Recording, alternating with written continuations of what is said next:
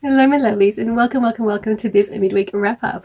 So today I'm going to do something a little bit probably a bit crazy on my part, because I'm going to try and recreate all the different tichels I wore while I was away in Israel. So I've got here either the same or very similar tichels, so that I can recreate the looks, and I'm actually wearing some already, and I've got the shaper and non-slip headband that I use with me as well, for the most part. So they won't be exactly the same because of those little nuances, but they're going to be really close, or at least give you the hints of how to create those looks. So let's get started. So for those of you around the world that don't know, to get to Israel from Australia, it is 24 hours. So it's about 21 hours in the air and a little bit of time sitting in Hong Kong airport.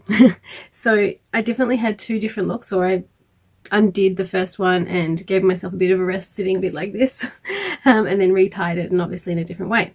So the first look was a bit like this, very straightforward, very comfortable. No headband or anything like that, because I wanted it to be as comfortable and as, I guess, just to stay in place for as long as it can without actually squishing my brain.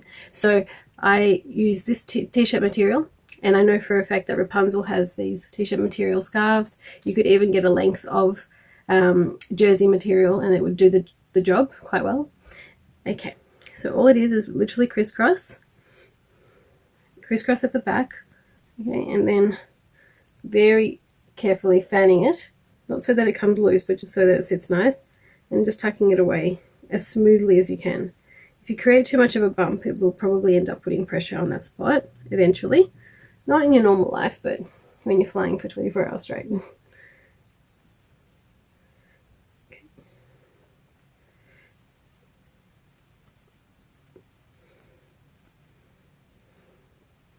Okay, so that was tichel number one.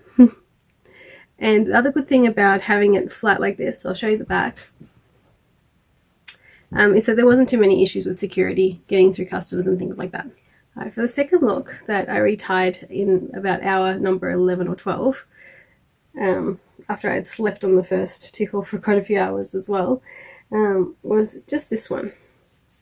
So I'm kind of loving this because you get the main pressure point of the scarf is actually not a pressure point at all. It's off any kind of sore point. It's not on your temple, it's not anywhere in your crown, it's not on the back of your neck. So it's a really comfy place to tie off a tichel. Next, you want to take this long bit and kind of fan it backwards and then tie it off. This works with shapers, with scrunchies, with no hair. So you get to this kind of point.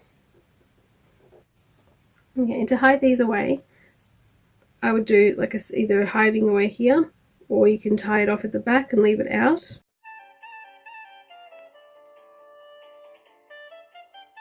Or if you didn't want to leave it out for some reason, you could just bring it up.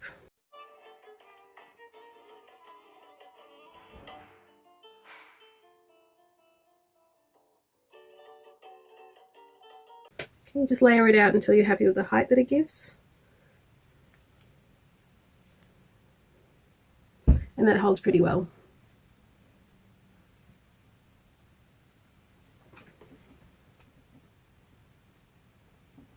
Okay. Alright, so this next look is probably the most complex of the ones that I had, because it involves using 3 scarves. I've got my non-slip headband for this, and I've got my shaper right at the back there. Okay, so we're going to start off by crisscrossing at the front. Now this is not the exact same scarf that I use, but you know, very similar. This one's silk, the other one was definitely a more linen-y kind of fabric, so a bit more simple to work with, but I don't think there'll be a problem here. So we're just going to crisscross a little bit off the center. Okay, just make sure it's nice and neat. And tie at the back. So that's the first layer. I'm going to go to this grey one next. I'm going to pop it on the exact same way I did with the first one, just straight on top. Now this time it's not going to go to the nape of my neck, it's going to go to the knot. Okay. And same thing, just crisscross, make sure it's nice and neat.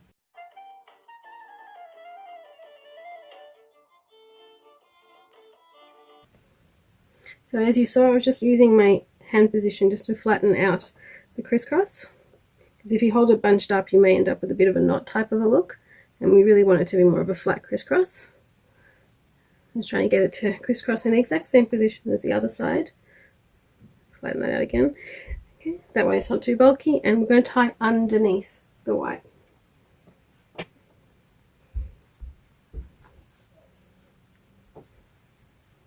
Okay, so that's the first 2 layers. The last layer is more of a cap type thing. You only really want it to be at the back.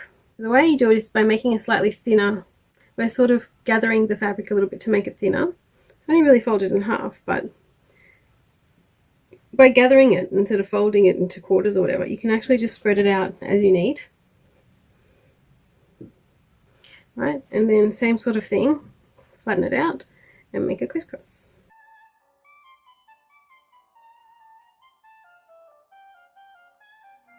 Okay, and taking it underneath.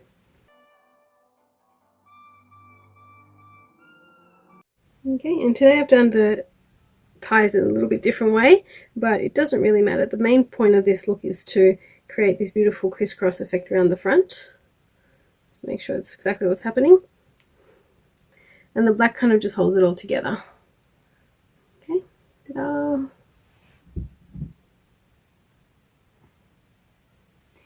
If you want your tails at the back to be shorter, just make sure the scarves are laying evenly at the very beginning, so symmetrically. If you want them to be longer, then make them as asymmetrical as you possibly can, and then you'll have a nice long tail. And one of the scarves I just had to take with me is this beautiful black and white one, because it's got a gorgeous hint of colour with the yellow. So I thought it was a nice little break up to any black look that I was probably going to be wearing. First of all, second of all, it's nice and warm without being too heavy or thick. So it's not quite a pashmina. It's kind of more of a cottony blend, but it still keeps your head warm.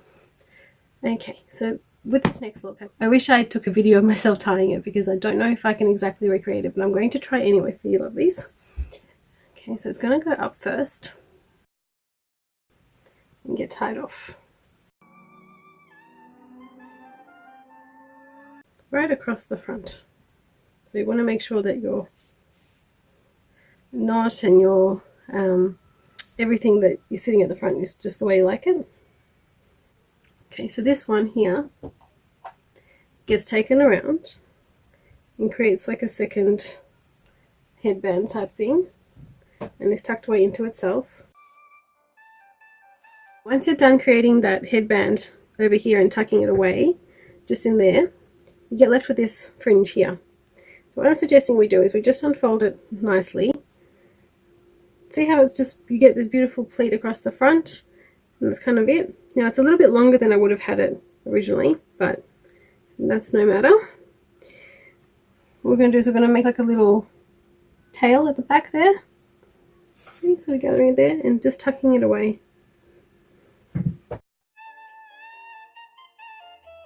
Until it's nice and comfortable.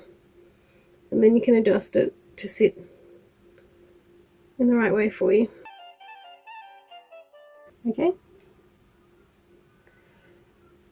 you can adjust it to the way you like it, or to the way you prefer the pleats to sit. You can make the tails longer or shorter depending on your shaper and the size of your head and the size of your scarf. But I really love how on this scarf you get this beautiful contrast between the leopard and the check, and then you get this pop of colour. Really, really pretty. I'm still going to stay on to this scarf because I did wear it probably 3 times or 4 times over the trip because I love it. And I ended up buying a few more sort of mustardy coloured items there, so I did wear it a bit. So I'm just going to show you another alternative of the side kind of look that we're working with. So you can start with something like this. Okay, and again you get this beautiful contrast with the patterns in the scarf, and just tying it off at the back. And then just tucking away the spare tail. Okay. And then you get this gorgeous tail at the back. So one of the things you can do from there is fan it out the back and bring it up. Once you get to this position, there should be a little loop through here where you can just nicely gather it. So I'm taking from the sides and gathering into the middle.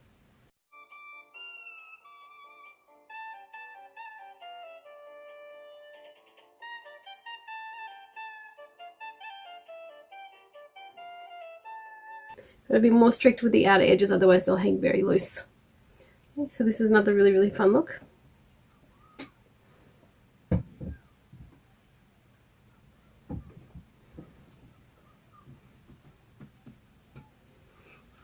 So the last look I'm going to do is with a substitute scarf, because the one I had with me, two of the ones I had with me, I put away.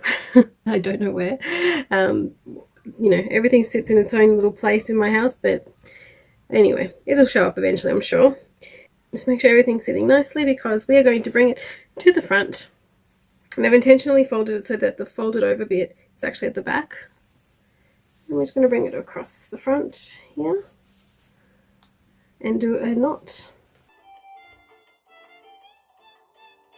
Okay, so adjust it so that it's comfortable. This is not as soft, being silk, as what I originally did this with, but it will work no matter what you have to use. All right, from this point I'm going to leave this one to hang. I'm going to take this half of it and pull it all the way back like this. Okay, the next step, you can take any color you like to do this combination, is I'm going to make a strip from this one and just tie it off, put it crisscross first, sorry,